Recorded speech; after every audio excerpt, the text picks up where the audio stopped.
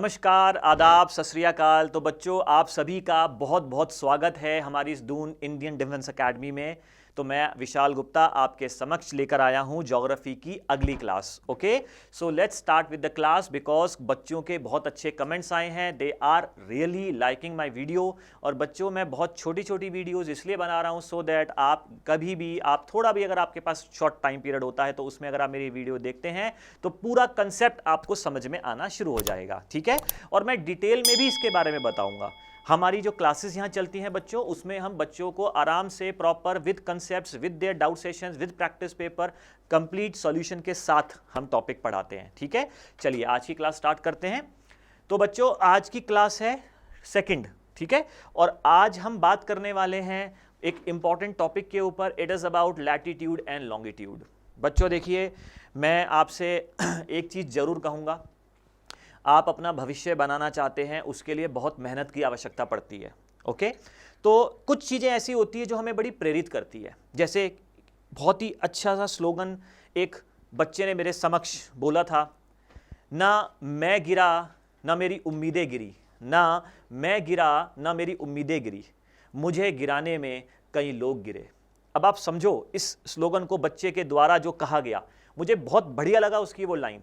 हमें कुछ कुछ ऐसे कोर्स होते हैं जो जीवन में आगे बढ़ने के लिए हमें प्रेरित करते हैं। ओके, और हमें जीवन में एक लक्ष्य निर्धारित करना चाहिए। उस लक्ष्य की प्राप्ति के लिए हमारे अंदर एक भूख होनी चाहिए, और उस लक्ष्य को प्राप्त करने के लिए हमें समय समय पर आगे बढ़ने के लिए ऐसे ही कुछ कोर्स को सुनते रहना चाहिए। ठीक है, चलिए तो इसी कोर्स से आज की क्लास स्टार्ट करते हैं। तो बेटा देखो, यहाँ पर मैंने एक डायग्राम आपके समक्ष मैंने यहाँ पे प्रस्तुत किया है। उसमें आपको दिख रहा होगा दिस इज अर्थ, और अर्थ के मैंने जो सेक्शन इमेजिनरी कुछ लाइंस बनाई हैं, दीज आर काल्पनिक, ये काल्पनिक रेखाएं हैं, है ना। यहां पर आपको एक ग्रिड सिस्टम दिख रहा होगा, और आपने ज्योग्राफी में पढ़ा भी होगा कि ये जो वर्टिकल लाइंस है बेटा, ये वर्टिकल लाइंस कहलाती हैं लॉन्गिट्यूड्स। इनको लॉन्गिट्यूड्स कहा जाता है बेटा, इनको हिंदी में हम देशांतर भी कहते हैं। और ये जो लॉन्गिट्यूड्स हैं, इसका एक नाम और है, it is called also called as meridians. इसको बेटा मेरिडियंस भी कहा जाता है। ठीक है, तो हमारे यहां पर इस डायग्राम में देखो, यहां पर एक लिखा हुआ है prime meridian. It is written prime meridian, जो 0 डिग्री है। ये बीच में आपको जो लाइन दिख रही है, ये आपकी प्राइम मेरिडियन है। ये दिस इज 0 डिग्री। 0 डिग्री के इधर इट इज पूरब यानी कि ईस्ट, और 0 डिग्री के इधर ये क्या है बेटा, वेस्ट। तो जब हमने काल्पनिक रेखाएं बनानी शुरू करी, तो यहां से ईस्ट की तरफ जब हमने पूरी पृथ्वी पर काल्पनिक रेखाएं वर्टिकली ड्रॉ करी, तो 180 लॉन्गिट्यूड बने ईस्ट की तरफ, और 180 लॉन्गिट्यूड बने बेटा वेस्ट की तरफ। तो अगर मैं टोटल लॉन्गिट्यूड काउंट करता हूं, तो टोटल लॉन्गिट्यूड की संख्या आ जाएगी 360। अब आप कहेंगे सर प्राइम मेरिडियन को भी तो काउंट करो, तो ध्यान रखें, मैंने प्राइम मेरिडियन को काउंट करके ही 360 बताया। अब यहां पर कुछ बच्चे कंफ्यूज होंगे कि सर 361 होने चाहिए। तो मैं आपको यहां जानकारी दे दूं बेटा, जो 180 डिग्री ईस्ट और 180 डिग्री वेस्ट लॉन्गिट्यूड है, ये कॉमन है, इसीलिए एक लॉन्गिट्यूड कम हो गया, और तभी मैंने यहां पर लिखा है लॉन्गिट्यूड की संख्या कितनी है बेटा, 360। ठीक है, तो अब हम बात करते हैं कि आखिरकार ये लॉन्गिट्यूड कहां से नापे जाते हैं। यहां पर मैंने कुछ इंफॉर्मेशन भी दे रखी है। जैसे देखो क्या लिखा है, पोल्स यानी कि जो ध्रुव है, दिस इज कॉल्ड पोल। एक पोल ये है और एक पोल नीचे साउथ में है। तो the 2 ends of the axis are called poles. The north pole is at the northern end and the south pole is at the southern end. फिर एक लिखा हुआ है एक्सिस। एक्सिस माने अक्ष, और अक्ष ये एक ऐसी काल्पनिक रेखा है जिसके चारों तरफ अर्थ जिस पर्टिकुलर अक्ष को, लाइन को रिलेट करके पृथ्वी घूमती है। ठीक है, और इसके बाद मैंने यहां पर देखो लॉन्गिट्यूड्स के बारे में भी डेफिनेशन दी है। तो आपको इस पिक्चर से आप आराम से इसको अच्छे से कॉपी कर सकते हैं, जूम करके देख भी सकते हैं। मैंने कुछ इंफॉर्मेशन, डेफिनेशंस भी यहां पर मेंशन करी है, तो आपको अपने नोट्स बनाने में बहुत सहूलियत हो जाएगी, कन्वीनियंस हो जाएगा। ठीक है, चलिए आगे बढ़ते हैं। अब देखो बेटा, यहां आप देख पा रहे हैं ये लॉन्गिट्यूड्स, मैंने एक क्रॉस सेक्शन एरिया बनाया। पृथ्वी को मैं बीच में से ऐसे चॉप कर देता हूं। तो अगर कोई आपसे पूछे कि ये मेरिडियन लिए कहां से जाते हैं, तो from the centre of the earth to the circumference. हमने क्या करा, मानो मैंने एक स्फेयर लिया, उस स्फेयर को बीच में से चॉप किया, तो बीच से उसके बिल्कुल सेंटर से, ठीक है, और सरकमफ्रेंस पर ये लाइन 1 2 3 4 5 6 7, तो ऐसे करते करते टोटल मैंने जो लाइंस सरकमफ्रेंस पे डाली उसी लाइंस पर मैंने स्ट्रेट लाइन ऐसे मार्क कर दी। तो ये जो वर्टिकल लाइंस ली गई हैं उसका क्रॉस सेक्शन एरिया मैंने आपको यहां बनाकर दिखाया है। आई थिंक सो इससे बहुत इजी हो जाएगा आपके लिए समझना कि आखिरकार हमने जो वर्टिकल लाइंस ली हैं, ये जो वर्टिकल लाइंस हमने पृथ्वी पर मार्क करी हैं, तो ये वर्टिकल लाइंस कहां से ली गई है उसका क्रॉस सेक्शन एरिया आपको यहां दिखाई दे रहा है।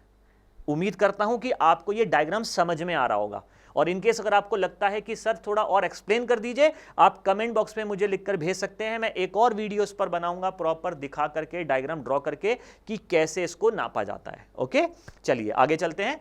चलिए अब देखिए यहां पर मैंने आपको क्या दर्शाया बेटा, यहां पर हमने लैटिट्यूड्स की बात करी है।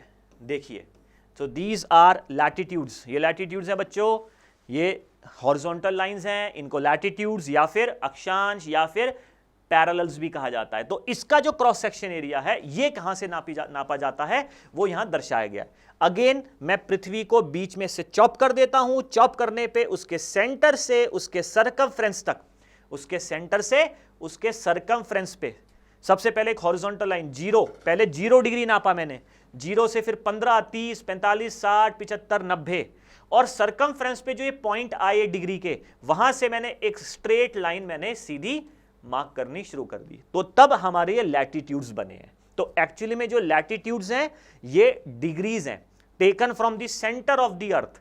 तो पहले 0 डिग्री, इसीलिए तो इक्वेटर विषुवत रेखा को 0 कहा जाता है, बिकॉज वो एंगल हमने क्या लिया है, 0 लिया हुआ है। From the centre of the अर्थ हमने 0 डिग्री एंगल लिया है। ओके, तो अब हम देखें इक्वेटर से ऊपर नॉर्थ और इक्वेटर से नीचे साउथ। तो जो टोटल लैटिट्यूड्स हमने लिए हैं बच्चों वो 90 लैटिट्यूड ऊपर और 90 लैटिट्यूड्स नीचे। अब यहां आपको एक नोट करना पड़ेगा कि टोटल लैटिट्यूड की संख्या बेटा बच्चों 181 हो जाएगी, जबकि लॉन्गिट्यूड हमने एक कम करा था। यहां ऐसा नहीं है, यहां 90 लैटिट्यूड ऊपर हैं और 90 लैटिट्यूड नीचे हैं। टोटल कितने हो गए 180, और एक इक्वेटर वाला, तो टोटल लैटिट्यूड की संख्या बच्चों 181 हो जाती है। आप में से कई बच्चे ऐसे हैं जो टाइम निकालने को लेकर के मुझे बार बार मैसेज कर रहे थे, तो बेटा मैं इसीलिए आज ये वीडियो लेकर आया हूं कि आप पहले लैटिट्यूड और लॉन्गिट्यूड को, डायग्राम को अच्छे से समझें, और अगर आपको ये लैटिट्यूड और लॉन्गिट्यूड समझ में आ जाते हैं तो फिर आप मेरी अगली वीडियो टाइम निकालने को लेकर के देखेंगे। मैंने उसमें बहुत बिल्कुल बेसिक स्क्रैच से लेकर के मैंने क्वेश्चंस मैंने आप वहाँ पुटअप करे हैं, समझाए हैं, कंसेप्ट्स बताए हैं। एक भी बच्चा अगर वो उसको मिस नहीं करता है तो आप कंप्लीटली उस टाइम निकालने को लेकर के निपुण हो जाएंगे बेटा।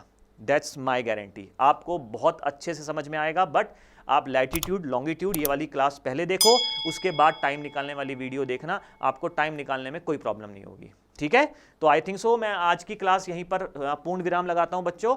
आपको समझ में आया होगा ये लैटिट्यूड और लॉन्गिट्यूड। अगर आप चाहते हैं कि मैं इसमें थोड़ा डिटेल में जाऊं तो मेरे आप कमेंट बॉक्स पे करिए, मैं और डिटेल में विस्तार में आपको बता सकता हूं। ठीक है, चलिए टिल देन जय हिंद जय भारत।